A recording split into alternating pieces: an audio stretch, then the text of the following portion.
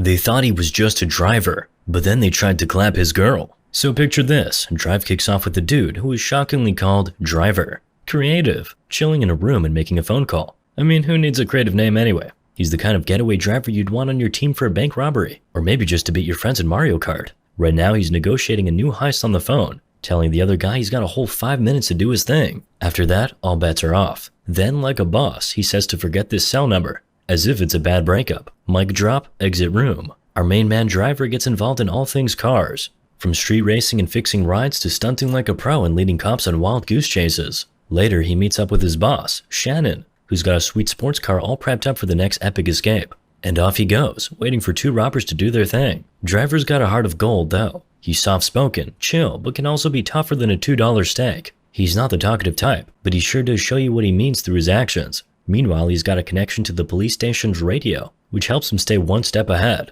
As the first robber jumps in with a bag of cash, Driver sets a 5-minute timer, cause he's punctual as hell. The second robber is running late, but Driver is nothing if not patient. Lucky for them, the second guy shows up just in time, and they're off like a prom dress. But uh-oh, the police are on their tail. Driver's quick thinking helps them hide in the shadows before they zoom off again, dodging helicopters and giving the cops a run for their money. They stop at a red light where they're spotted by a patrol car, but Driver doesn't sweat it. He hits the gas as soon as the light turns green, and they're off again. Our man Driver, being the sneaky genius that he is, tunes into the police radio and uses it to outsmart the fuzz. Finally, he slips into a garage, parks the car, and just casually strolls away, passing a cop like it's no big deal. Later that night, Driver meets his blonde neighbor, Irene, and sparks fly. The next day, he works as a stuntman in a movie, playing, get this, a cop. Ironic. What a plot twist. Driver even has to sign a waiver so the producers aren't held responsible if he kicks the bucket during a stunt. But fear not, he nails it and walks away unscathed. Later, while grocery shopping, Driver spots Irene and her son and tries to avoid them, because sometimes socializing is just too hard, you know? He's just like me. But when he sees they're having car trouble, he can't help but jump in and save the day. What a guy. So Mr. Driver helps his gal carry groceries into her house and immediately becomes BFFs with her son, Benicio. Irene hands him a glass of water. It's like an interview but with less sweating. Mr. Driver reveals he's a mechanic before dipping out. Next up, Shannon, our driver's boss and part-time car dealer, meets up with the motley duo of Jewish mobster Bernie Rose and his half-Italian sidekick Nino at a restaurant. Cue the Godfather vibes. Shannon's trying to get them to invest in Mr. Driver's car racing career, because who wouldn't want a mobster-backed racing team, right? Shannon's like, the guy's the bee's knees. So Bernie asks to meet Mr. Driver just to make sure he's not all talk and no vroom. The next day, Bernie gets an eyeful of Driver's driving skills and decides to invest a cool $300K, taking 70% of the profit. Shannon's ecstatic and doesn't bother to haggle. Later, Irene and her son swing by Shannon's workshop for some car TLC. When Mr. Driver spots them, he grins like a kid in a candy store. Shannon's all, wait, he has friends? Soon after, Shannon tells Driver to give Irene a ride home, because her car needs some extra love. On the way, Mr. Driver takes Irene and her son to a secret spot by a stream for some wholesome frolicking. The trio's friendship levels up and they start holding hands during car rides.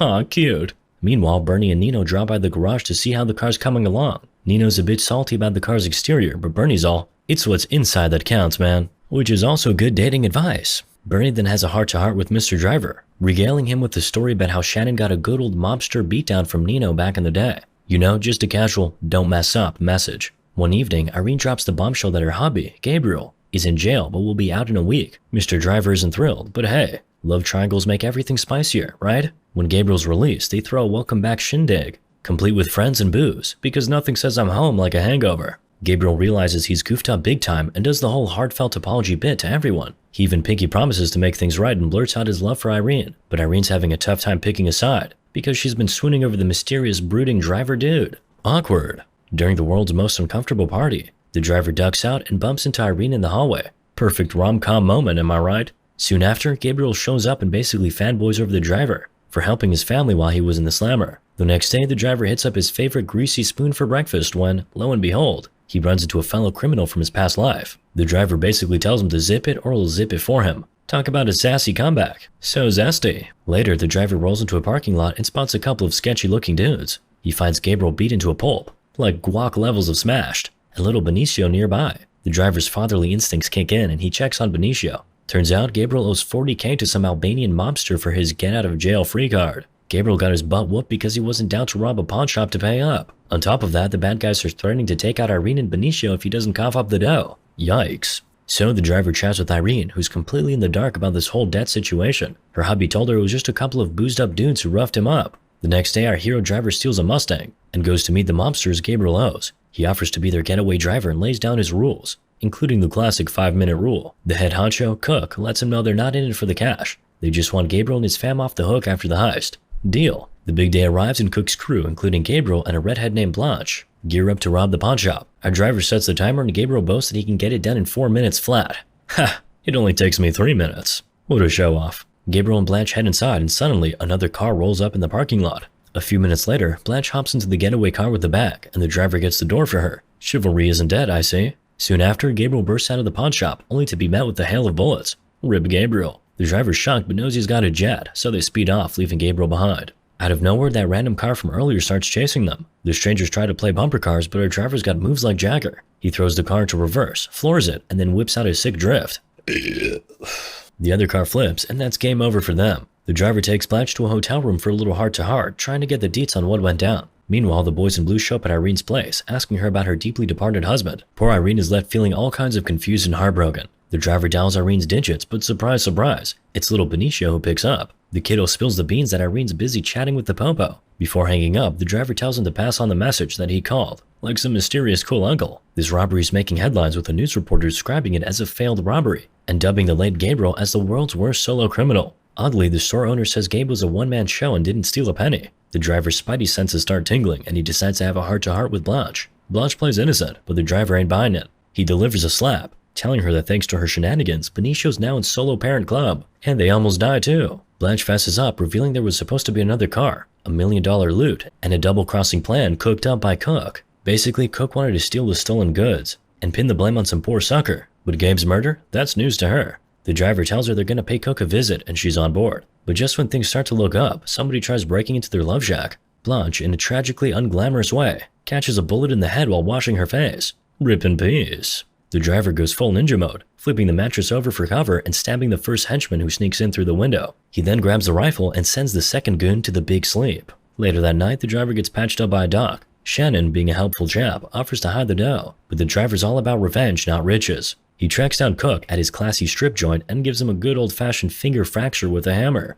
Cook spills the beans that Nino's the grand puppet master behind the heist. The driver rings up Nino, telling him he's got his cash and wants a meetup to hand it over and call it quits. Little does Nino know, the driver's got payback on his mind. So Irene gets a visit from our driver buddy, who's like, "Hey, Gabe pulled that robbery for his fam, but if you want the cash, it's yours." Irene, being the lovely lady she is, gives him a good old slap. Then our driver friend has a bright idea. We could grab the dough and run off with Benicio, just like a happy sitcom family. Cue the canned laughter. While they're chatting, the elevator pings open, revealing a snazzily dressed dude. The driver spins around and spots the guy packing heat. It's one of Nino's minions. Quick as a wink, the driver smooches Irene passionately. Smooth move, right? Then without missing a beat, he goes full Jackie Chan on the henchman, giving him a nice foot-to-face facial. Shaken, Irene watches as the driver catches up with Shannon and spills the beans. The bad guys know where they live. Shannon, doing his best Judas impression, admits he ratted them out. The driver's rage meter goes off the charts, but he stops himself from going full-on Hulk smash. Instead, he tells Shannon to scram before Nino and Bernie turn him into a human piñata. Meanwhile, Bernie's giving Nino an earful for starting the heist without a heads up. Turns out the pawn shop owner is part of their mobster fam, and he wanted to invest in LA's next big thing, a rival business to mess with Nino and Bernie. Bernie's like, "Dude, if our partners find out we robbed our own, we're toast." So now they've got to off everyone who knows about the robbery, including Shannon and our main man, the driver. Bernie, who's got a serious beef with Cook, decides to sharpen his culinary skills and gives him the knife treatment. Driver, on the other hand, makes a pit stop at a film set and swipes a mask. In the meantime, Shannon's about to make a break for it when Bernie shows up for a little chit-chat. Shannon plays dumb about the driver's whereabouts, but it's no use. Bernie's had enough talk, and he ends Shannon's career with a wrist-slitting finale. Later, the driver finds Shannon taking a permanent bloodbath and decides it's time for some sweet, sweet revenge. He dons his swanky new mask and heads to Nino's bar. And so begins the wildest game of cat and mouse you've ever seen. So picture this, our protagonist is cruising along when he accidentally rear-ends Nino's car. Like, oops, my bad, dude. And then, like a true action hero, he goes full throttle and slams into Nino's car again, sending it flying like it's got wings. Nino's like, ouch, that hurt, and tries to make a run for it. But the driver's having none of it and chases him down, finishing him off with a perfectly executed takedown. Later that night, the driver calls up Bernie. "Yo, Nino's toast." Bernie's like, cool, let's meet up, exchange the dough, and call it a truce. The driver knows he's gotta play ball or Bernie's gonna go all Liam Neeson on Irene and Benicio. "I will find you and I will kill you" style. So he rings up Irene, gets all emo, and tells her how much she and Benicio meant to him, right in the feels. The next day, the driver and Bernie meet up at some fancy restaurant, because where else do you negotiate life and death deals, am I right? Bernie's like, give me the money and your peeps will be safe. But you, my friend, you're probably toast. The driver's like, fine, deal.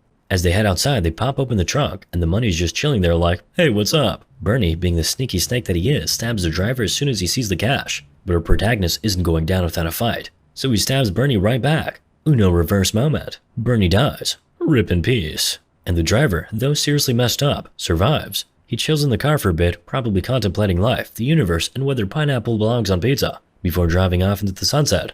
Irene knocks on the driver's door later, but he's long gone, leaving her and us wondering where in the world he's off to next.